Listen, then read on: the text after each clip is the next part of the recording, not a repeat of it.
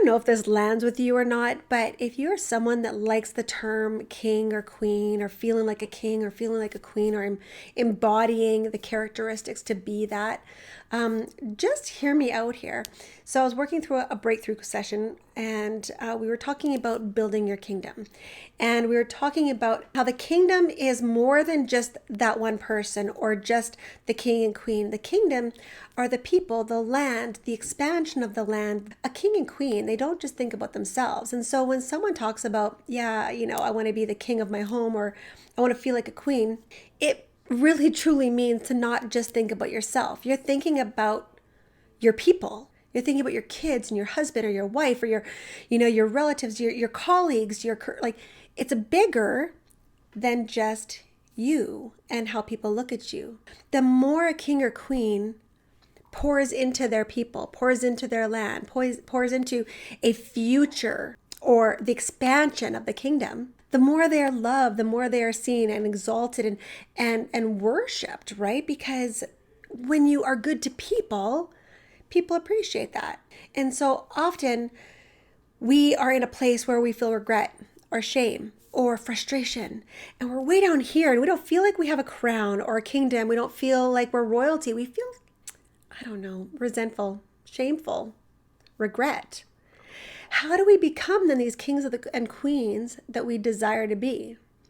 And this space is that bridge of redemption. It's like rebuild, right? And the number one thing you have to do to rebuild is get a wholeness, a solid wholeness of who you are, which we refer to as the crown. You need a solid identity. You need to establish a solid identity of characteristic to describe who it is that you are, the character of who you need to be this person. The crown represents what we believe about ourselves. And so what does your crown right now hold within it? Does it have loser or worthless? Does it have failure, fat? What does your crown hold? Like, what is that identity that you think about yourself? What identity do you put on every single morning? That crown has to be clearly established by who you want to be, who you believe the Creator created you to be. Loving, kind, persistent, noble, righteous, loving. Did I say loving? Patient, determined. Whatever this is what you have to really embody every single morning. So every morning, building that crown and putting it on your head. And if you're interested in that, I do have a really, really great interactive workbook that you can actually put in a couple of answers, and you'll receive this amazing identity statement, this amazing crown of identities that you can just read in the morning, manifest, declare. Take that picture of the king or queen that you are and put that on your head in the morning, so that when life comes at you, which is going to come at you, you're not reacting to it, because that's not what a king or queen does. They don't just react.